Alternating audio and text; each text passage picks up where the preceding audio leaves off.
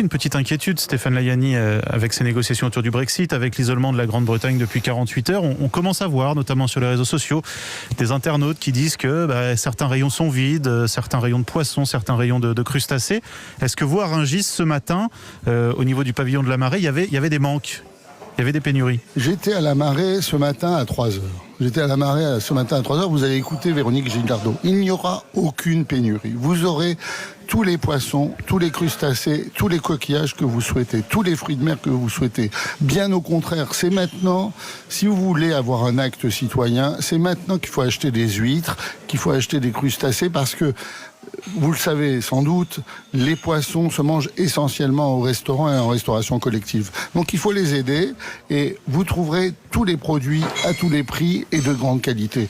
Évidemment, les grossistes de Rungis qui bossent pour vous nourrir, qui ont fait que la chaîne alimentaire a tenu, chaque matin, ils anticipent ce qui se passe. Donc, ils ont des stocks.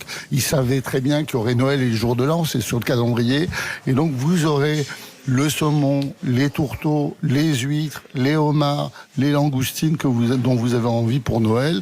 Et c'est vrai que pour Noël ou pour le réveillon, commencer par des fruits de mer, c'est quand même une très bonne idée. Et justement, Stéphane Layani, c'est la question traditionnelle, mais c'est quoi les tendances ou les bonnes affaires cette année? Qu'est-ce qu'on trouve de très bon et de pas très cher? Eh bien, moi, je vous donnerai 2 tuyaux.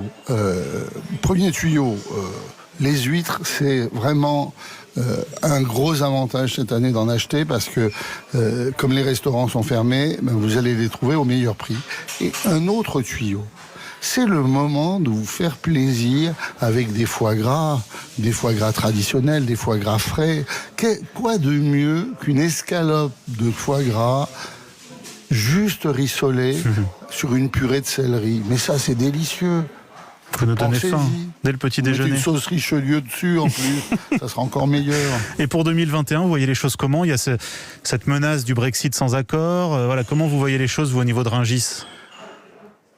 Écoutez, nous, on est impacté, c'est vrai, puisqu'on vend environ 100 millions d'euros de chiffre d'affaires par an aux Anglais. Ils venaient tous les matins à Rungis.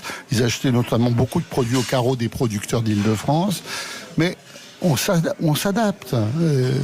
D'abord, on a accompagné tous nos importateurs et tous nos exportateurs, parce qu'on exporte et on importe de la Grande-Bretagne.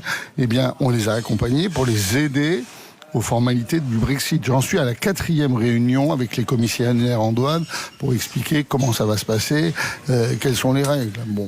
En fait, c'est assez simple. Jusqu'en 2022, il suffit d'avoir une adresse en Europe pour pouvoir exporter en Grande-Bretagne. Donc ça, c'est quand même un très gros avantage. Et pour l'importation, évidemment, il y aura un bureau de dédouanement à Calais. On donnera les certificats d'importation à Rungis. On est un des centres qui donne le plus de certificats d'importation en produits alimentaires en France.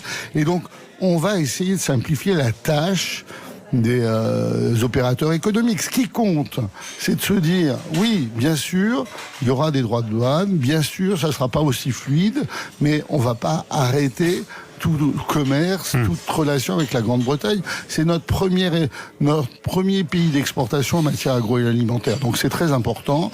Et moi, je suis sûr qu'il y aura à la fin un accord. Ils nous font la scène du 10 jusqu'au dernier moment. Ça va être impossible.